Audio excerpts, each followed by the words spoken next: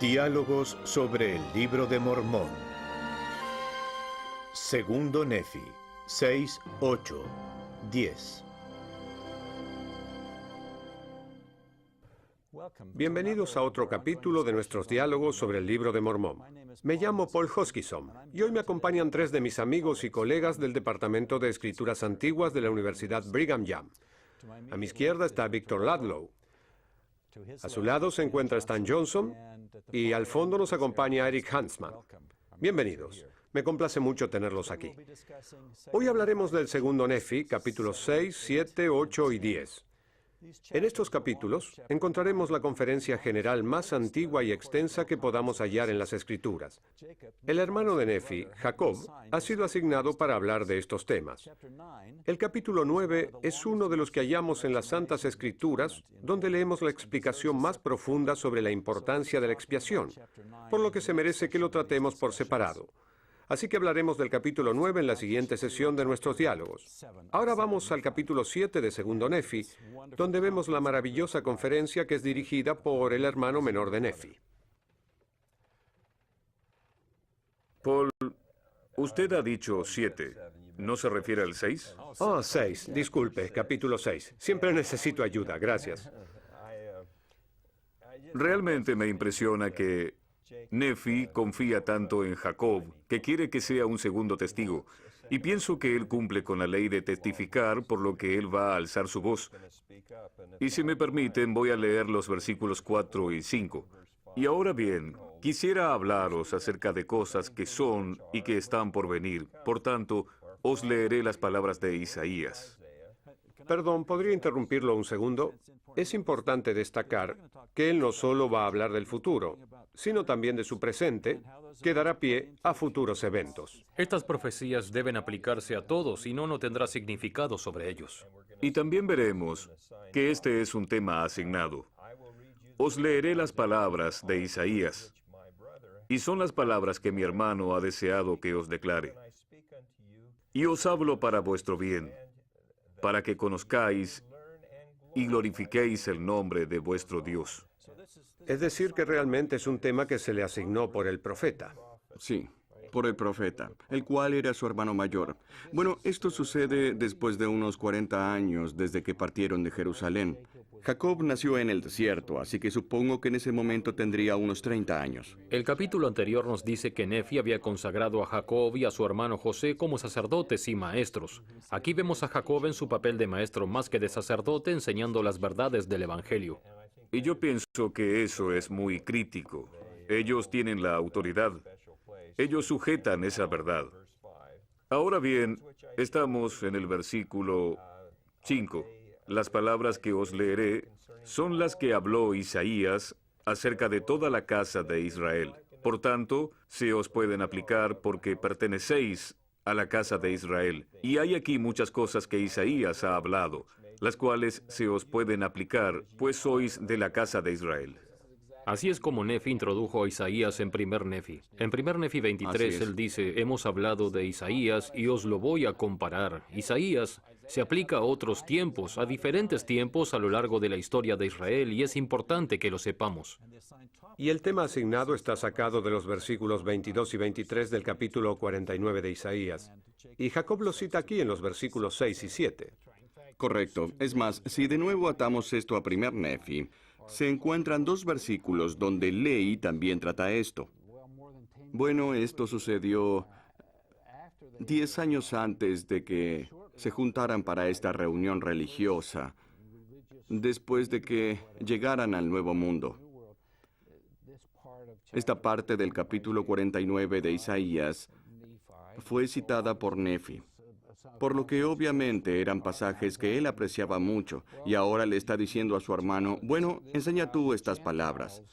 Estas que hablan de los gentiles y de una gran persona que será enviada a su gente, que será un estandarte para ellos, una insignia, la iglesia, el evangelio, y como ellos, estos gentiles, traerán a sus hijos e hijas en brazos, y los reyes y reinas les asistirán.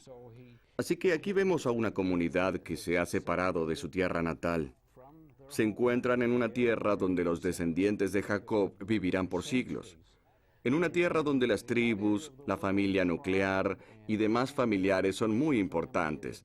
Y aquí están alejados de todo eso. Se han tenido que separar de media comunidad como Lamán y Lemuel y los hijos de Ismael y sus familias. Seguramente se sintieron algo desolados. Puede que sea significativo que Ley, Nefi y Jacob, personas que han sufrido estas separaciones, tienen una afinidad especial hacia Isaías. Para ellos, Isaías es como una conexión entre su vida y el pueblo de Israel. Esa gente somos nosotros, e Isaías nos dice cómo vamos a ser reunidos de nuevo. Y alude al futuro donde ocurrirán una serie de eventos que incluyen a los gentiles y a otras naciones que son parte del mundo. Ya saben, todas las naciones del mundo de algún modo van a juntarse y ayudarse los unos a los otros a unirse y volver a sus tierras con su gente. Y luego, él sigue hablando sobre los judíos, los cuales se quedaron atrás y llegarían de los reinos del sur. Déjenme ver si puedo resumir un poco. Estos versículos de Isaías hablan del recogimiento del pueblo escogido de Dios en los últimos días. Con la ayuda de los gentiles. Sí, con la ayuda de los gentiles. Y ahora Jacob va a explicar cómo todo coincide y cómo va a suceder. ¿Y cómo se aplica a la gente que dejaron atrás? ¿Cómo se aplica a su pueblo en el nuevo mundo? Incluso explica cómo los gentiles se unen a los convenios y al evangelio y todas esas cuestiones. Me parece que algunas palabras que Víctor ha destacado antes como mi estandarte, Nefi habla sobre la verdadera viña o el verdadero redil. Bueno, esta es la iglesia verdadera. De lo que habla es de la iglesia. Y si se examinan esas palabras, podrán darse cuenta de que habla del Evangelio y de la iglesia verdadera. Por supuesto, una de las cosas que permitió que Jacob explicara y aplicara estas profecías de diferentes formas a su pueblo para que además se aplicaran a los santos de los últimos días fue el conocimiento que se le reveló sobre el Salvador. No es algo que se pueda explicar a la ligera, salvo que veamos la profecía original. Veamos el versículo 9, donde nos habla de cómo las personas se van a congregar, especialmente el pueblo de Jerusalén. Ellos están esparcidos, pero volverán. Y dice, el Señor Dios, el Santo de Israel, se ha de manifestar a ellos en la carne, y luego lo azotarán y lo crucificarán según las palabras del ángel que me lo comunicó. Él recibió esta revelación a través de un ángel. Había registros que el resto de los israelitas no tenían, los cuales eran de Senos y Senoc, y hablaban claramente de estas cosas. O sea, ¿quién sería el Santísimo y lo que haría para reunir a su pueblo? Y aquí Jacob está empezando a profetizar sobre las palabras de Isaías. Y comienza a explicar lo que va a suceder entre sus días, es decir, los días de Jacob y los días en que partieron de Jerusalén, con el cumplimiento de la profecía de Isaías. Jacob va a tener que explicarles lo que ocurrirá entre esos períodos. Así que al igual que se explica en el versículo 9, él va a hablar de la venida del Salvador, la cual sucederá en sus días y la restauración. Y vemos el rechazo de El Salvador en el versículo 10 y da pie a la separación del versículo 11. Más separación. Y luego se habla de los gentiles en el versículo 12, de lo cual Isaías habla constantemente por unos versículos. Luego, en el versículo 18, se encuentra el último cumplimiento de las profecías de Isaías. Por lo que aquí hallamos un pequeño resumen de la historia mundial, desde los días de ley hasta el cumplimiento de las profecías de Isaías. Uno de los pasajes importantes que encontramos en el tránsito de tiempos antiguos, como la cautividad de Babilonia o el ministro de Jesús en los últimos días, está en el versículo 11.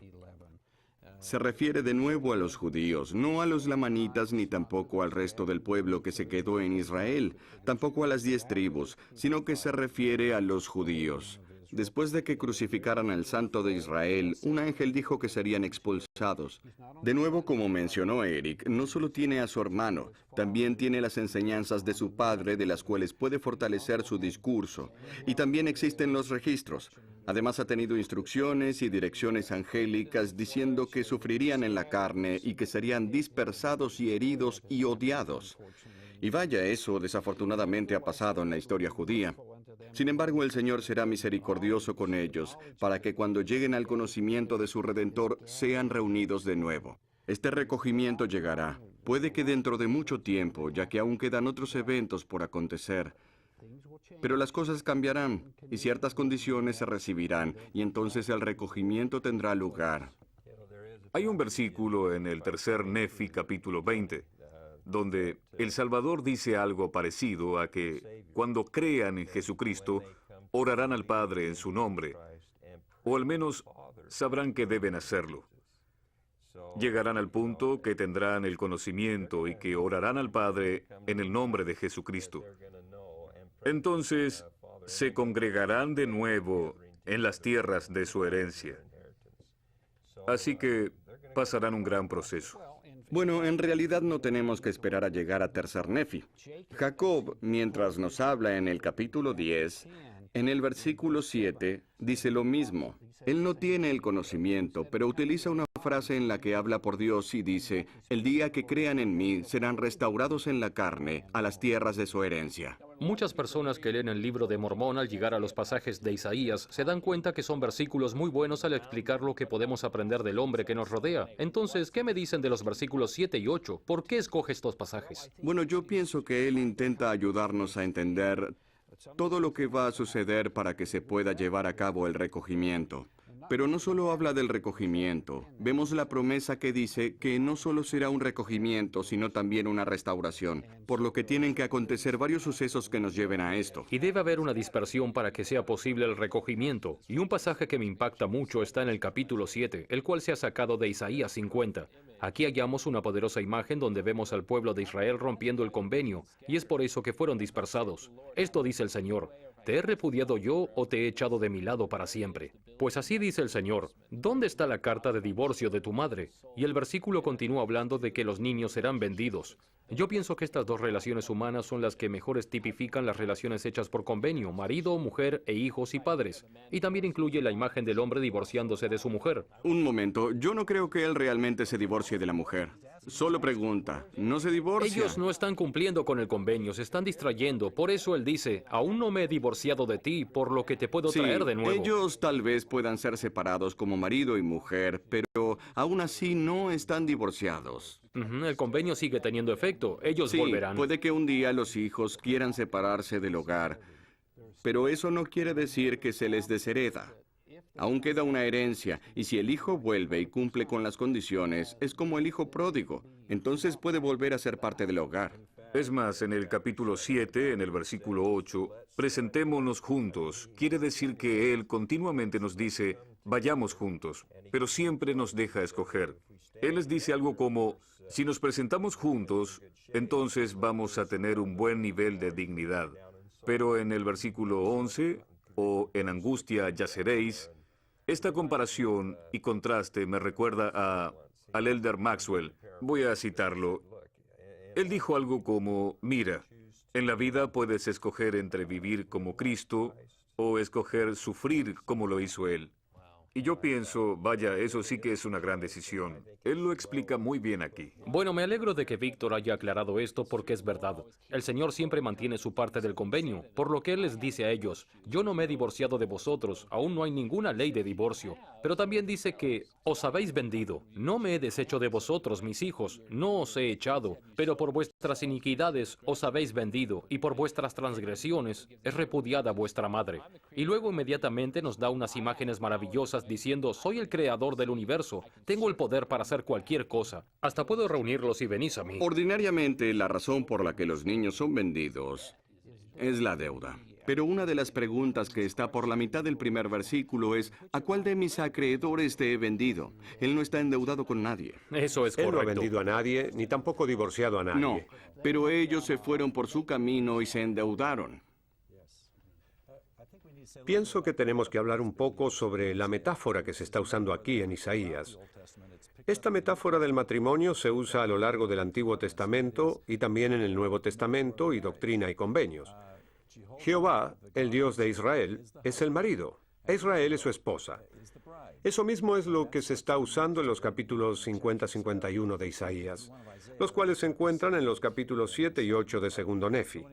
Por lo tanto, cuando él dice, ¿dónde está la carta de divorcio de tu madre?, realmente está diciendo, yo soy Jehová. Israel, te has casado conmigo y has huido. ¿No tienes una ley de divorcio? ¿Entienden? Se supone que no hay que huir. No tiene ningún derecho a huir. Y además no estamos divorciados. Y esta metáfora continúa siendo utilizada a través de estos pasajes de Isaías. Yo marqué en mi libro de Mormón el marcador de párrafo que está señalado en los capítulos de Isaías 50-51 de la versión de la Biblia del Rey Santiago, porque en esta versión de la Biblia verán esos marcadores de párrafo, por ejemplo, en el capítulo 7 de Segundo Nefi, señalizando que el versículo 5 es un párrafo nuevo, igual que lo es el 7 y el 10. Nos ayuda a ver los cambios de sentido en el texto, Claro. es decir, en el texto hebreo. Porque hay pasajes separados que no tienen necesariamente conexión con los demás.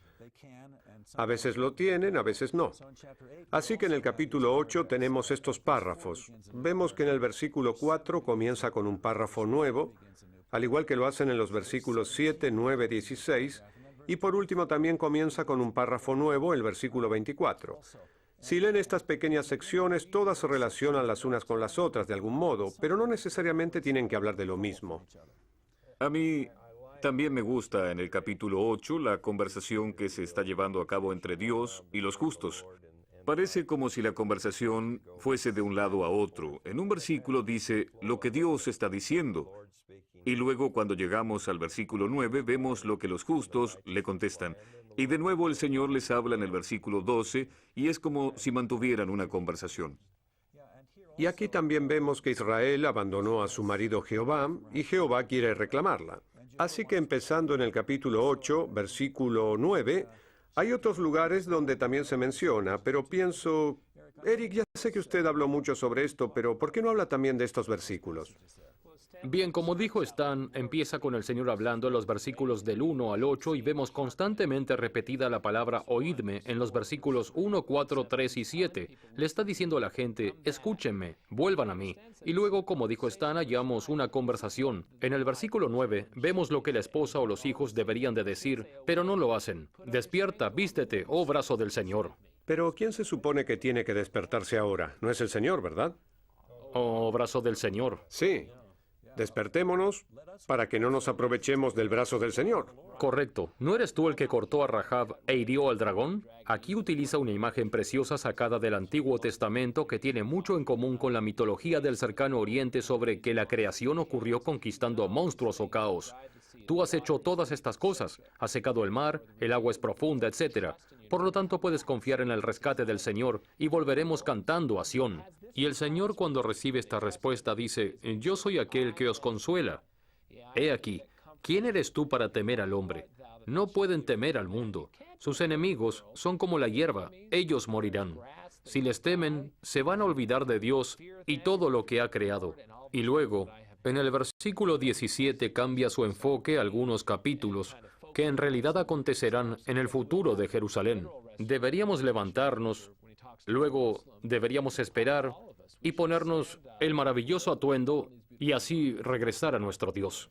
Ahora vayamos al final del capítulo 8, a los últimos dos versículos, 24 y 25, los cuales son originales de Isaías 52, 1, 2. Quizás debería mencionar muy brevemente que no hay ninguna pausa entre capítulos o marcadores en el texto hebreo. Estos dos versículos forman un párrafo separado y continúan del párrafo anterior en el capítulo 51. Al leer en la Biblia del Rey Santiago es como si fuera un nuevo capítulo, pero es la continuación de lo anterior. Incluso si no reconocen los marcadores de párrafo del modo que hubiesen sido puestos por la imprenta o becarios en el texto del Rey Santiago, noten cómo el versículo 24 dice, despierta, despierta.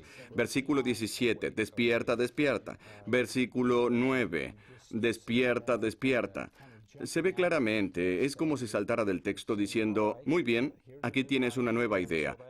Por lo que esto sigue perfectamente aquello que fue escrito en la Biblia del Rey Santiago. Y al igual que con los largos sermones, los capítulos 6 y 10 son el apoyo de los sermones. Veamos el primer versículo donde vemos el mensaje de Isaías citado en 7.1 y en los últimos dos versículos del capítulo 8, versículos 24 y 25, vemos el apoyo al discurso de Isaías. Voy a leer los versículos 24 y 25. Despierta. Eso quiere decir, sal de tu sueño espiritual, casa de Israel, mi esposa. ¿Qué está diciendo? Vístete de tu poder. Ha estado débil todos estos años. Sión y Jerusalén son metáforas, refiriéndose a la casa de Israel y a la esposa que está casada con su marido Jehová. Viste tus ropas de hermosura, oh Jerusalén, ciudad santa. No vayas más en trapajos. Vístete con tu vestido y con tu fuerza espiritual. Eso está subrayado en la sección 113 porque es una cosa que se preguntaban. Básicamente, vístete del poder del sacerdocio y recibe de nuevo el poder de Dios. Así que no somos los divorciados, somos los cónyuges. Vistámonos como tales y sentémonos a su lado. Correcto. Leamos lo que dice. Porque nunca más vendrá a ti el incircunciso ni el inmundo. Es decir, Israel no va a estar tonteando más con sus amantes los gentiles, porque los gentiles volverán a su marido. Y él dice, sacúdete del polvo. Quiere decir, sal de tu luto. Deja de actuar del modo que lo hacías antes. Levántate y sal de tu luto. Álzate. Y básicamente lo que realmente dice es, vuelve de nuevo a la casa y báñate. Ponte el maravilloso vestido que guardé todos estos años para ti y siéntate conmigo una vez más como marido y mujer, oh Jerusalén. Y el modo que se logra eso es deshaciéndose de la franja que nos sujeta por el cuello y por nuestros pecados. Oh cautiva hija de Sión. Cuando te arrepientas te tomaré de nuevo. Ahora solo hablamos un poco sobre el capítulo del próximo episodio, pero no demasiado. La pregunta es, ¿cómo puede el Señor tomar de nuevo a su esposa cuando se largó y se hizo prostituta? La respuesta está en el capítulo 9, es la expiación. Pero ya que vamos a hablar de eso la próxima vez, ahora vayamos al final del sermón de Jacob en el capítulo 10. Esto ya es el día después de que diera su sermón en el capítulo 9, versículo 54. Y él va a volver y va a explicar más sobre Isaías, sobre las profecías y sobre los últimos días. Bien, recordemos que en el capítulo 9 él habla de la expiación y de cómo funciona. Cuando comenzamos el capítulo 10, Jacob nos cuenta quién es el que sufrirá la expiación de una forma muy directa. En el versículo 3 él dice, por tanto, como os dije, debe ser menester que Cristo, pues anoche me dijo el ángel que ese sería su nombre, venga entre los judíos. Y es desde este punto en adelante en que en el libro de Mormón se prefiere usar el nombre de Cristo por Salvador. Hasta este punto, Ley y Nefi y Jacob usaban términos muy antiguos del Antiguo Testamento, Santo de Israel, Redentor, Salvador. Incluso usan más el término del Mesías que los profetas del Antiguo Testamento. Pero ahora, de algún modo, a través de esta experiencia de leer, estudiar y las revelaciones con ángeles, Jacob tiene un entendimiento diferente de lo que es el Mesías. Ya no es tanto el modelo de un rey como vemos en el Antiguo Testamento, es más como la expectativa de un Salvador, de un Cristo que vendrá, como vemos en el Nuevo Testamento. ¿Cuál es la diferencia entre el Mesías del Antiguo Testamento y el del Nuevo? Que Cristo fue crucificado, y él dice que va a venir entre los judíos y lo crucificarán. Y nos enteramos de que es Jesús el que va a través de la expiación y podrá hacer que este pueblo vuelva. Sí, y muchos de estos temas, de los que habla en el capítulo 6, sobre la historia de sus días y los últimos días, cuando Israel será recogido. Pero hay algo que es nuevo y diferente aquí en el capítulo 10, versículo 16. Stan, sé que he hablado de esto antes. Permítanme leerlos. Dice, de modo que quien pugne contra Sión, tanto judío como gentil, esclavo como libre, varón como mujer, perecerá. Pues son los que constituyen la ramera de toda la tierra. Porque aquellos que no son conmigo, contra mí son, dice nuestro Dios. Por cuanto Él ha luchado contra Sión, tanto judío como gentil, tanto libre como encadenado, tanto hombre como mujer, perecerán. En nuestra terminología moderna podríamos decir que cualquiera que luche contra Sión puede ser miembro o no. Y para mí, el ser miembro no le garantiza la salvación a nadie. Pienso que es una declaración bastante profunda. Deberíamos controlarnos a nosotros mismos. Y también me gustaría recordar lo que dijo el presidente Benson una vez. Muchos que viven fuera del convenio son velados temporalmente por la plenitud de la verdad, por una razón sabia, porque aceptarán la verdad eventualmente. Cuando dijo esto, él estaba citando a una persona que ahora mismo no me acuerdo quién era, pero lo dijo en una conferencia. Así que para mí, aquellos que luchan contra Sión, tanto de dentro como de fuera, están en problemas, y dirán que lo contrario a la verdad es lo verdadero. Hay mucha gente fuera del convenio que vive por el Señor, que está viviendo de la mejor manera posible, y yo creo que no son la ramera de la tierra. En el versículo 18, él va a decir a lo que Isaías se refería. Ablandaré el corazón de los gentiles para que les sean como un padre. Por lo tanto, los gentiles serán bendecidos y contados entre los de la casa de Israel.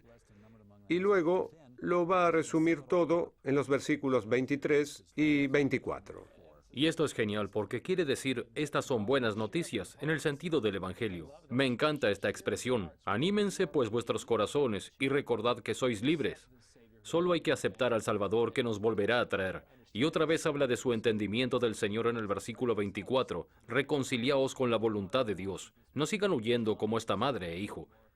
Es interesante que en el Antiguo Testamento la palabra de reconciliar tiene el mismo significado que expiación, y esa es la idea de que nos haga uno. Y recibimos este poderoso mensaje que dice, tan solo en la gracia de Dios y por ella sois salvos. Este es un gran regalo que Cristo el Salvador finalmente nos da. Gracias. Víctor, le he pedido que resumiera estos capítulos que hemos cubierto hoy. ¿Podría hacerlo brevemente? Bueno, hemos visto 5 capítulos donde hablan del maravilloso sermón de Jacob. Hemos destacado 4 de ellos. Y los capítulos 6, 7 y 8 son una preciosa introducción a los capítulos de Isaías. También requiere un diligente estudio de los capítulos 7 y 9, porque básicamente el capítulo 9 es el comentario de Jacob sobre el capítulo 7, el cual habla del capítulo 50 de Isaías, y luego los capítulos 8 y 10, los cuales están en el capítulo 51 de Isaías. Pueden ver los bloques de algunos problemas de los que Isaías habló en el capítulo 10. El capítulo 51, como está citado en el capítulo 8. Pero, al igual que el capítulo 7, tiene esta canción sirviente que habla sobre la venida del Mesías. En los 2 últimos versículos del capítulo 10, la reconciliación que vemos, la expiación, el gran regalo, el nombre de Cristo, todo se conecta y se relaciona tan maravillosamente en estos capítulos. Jacob obviamente entendió el plan. Anímense pues vuestros corazones. Y regocijaos. Gracias por venir.